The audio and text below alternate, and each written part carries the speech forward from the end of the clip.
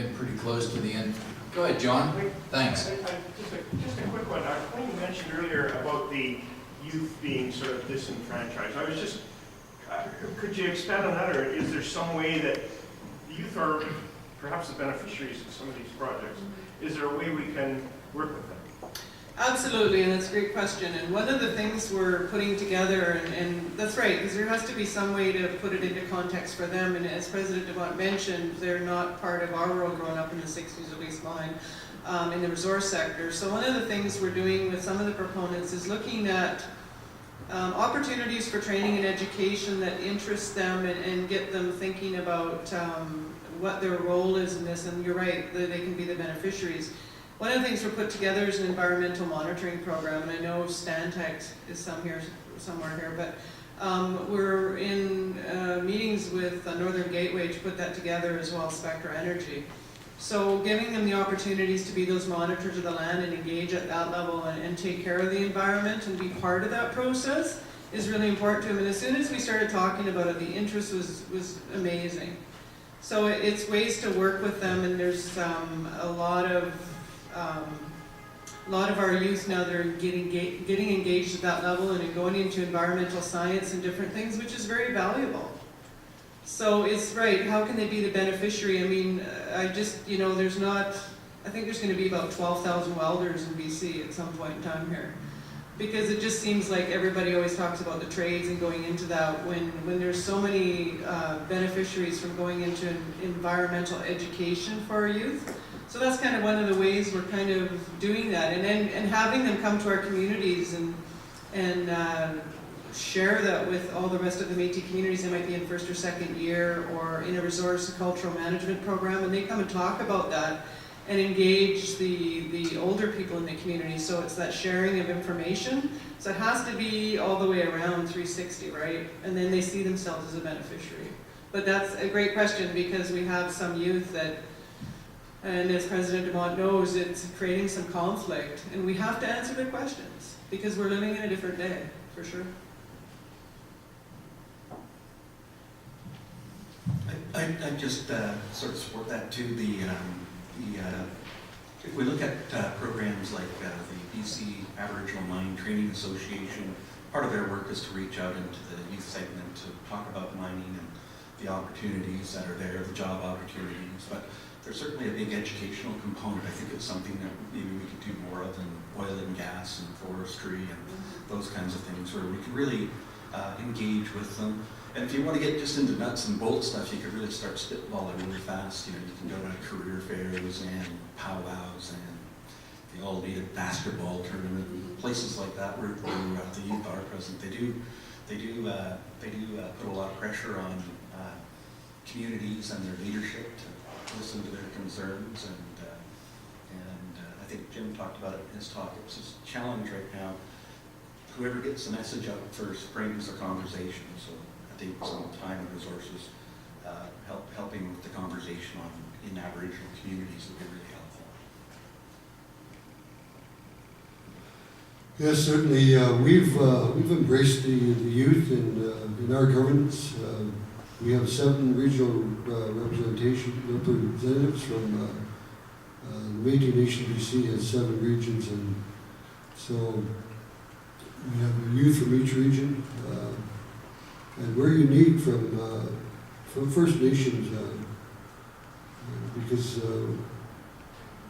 we are the voice for the Métis people here in the province of BC. We're recognized provincially and federally, and the youth play a huge role in that. So with the mentoring of the youth, they come into our Métis Nation Governing Assembly, they come to our annual General Assembly, and they have a voice. We have a provincial youth chair and a provincial youth director. And we have to compete for funding for the youth, and right now that funding stream is changing, it's being streamlined so that they want to engage the youth in more economic opportunities throughout Canada. So again, we have to compete for those dollars. And we're fighting the fight. We've got, I don't know if you've heard of the Daniels case for the Métis, that we won that last January the 8th, and then of course that was at the federal court, and then that was appealed to the federal Court of Appeal, and the arguments were heard last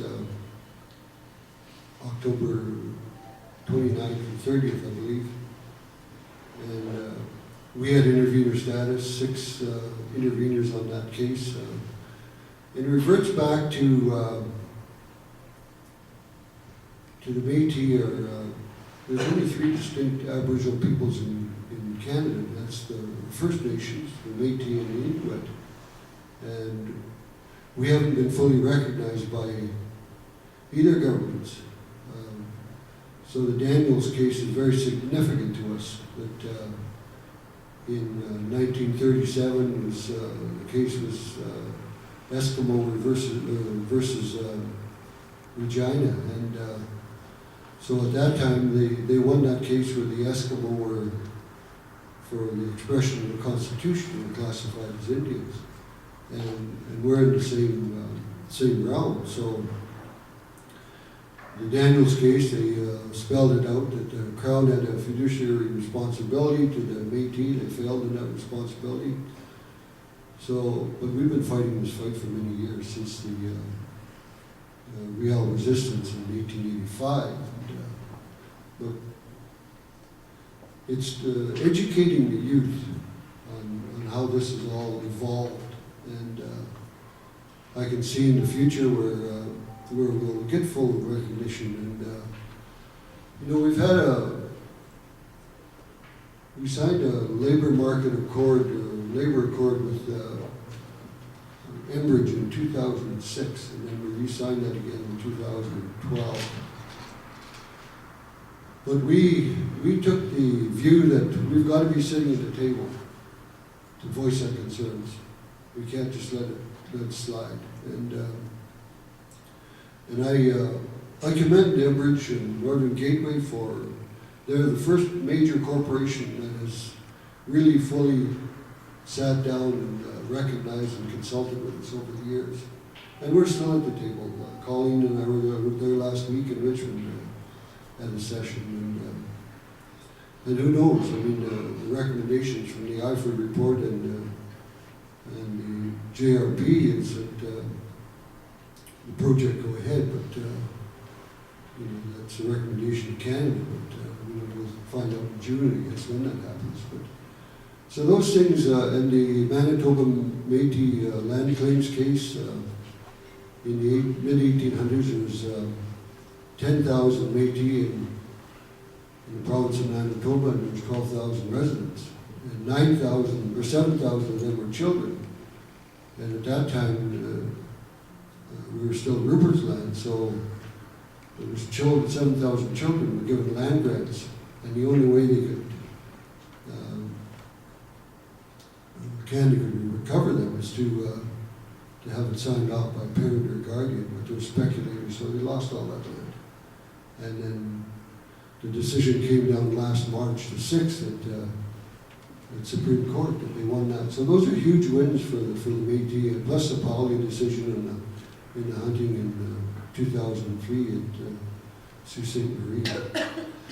So going forward, I mean, those are things that we're involved in, and again, mentoring the youth so that they can have their own views and opinions of how everything plays out.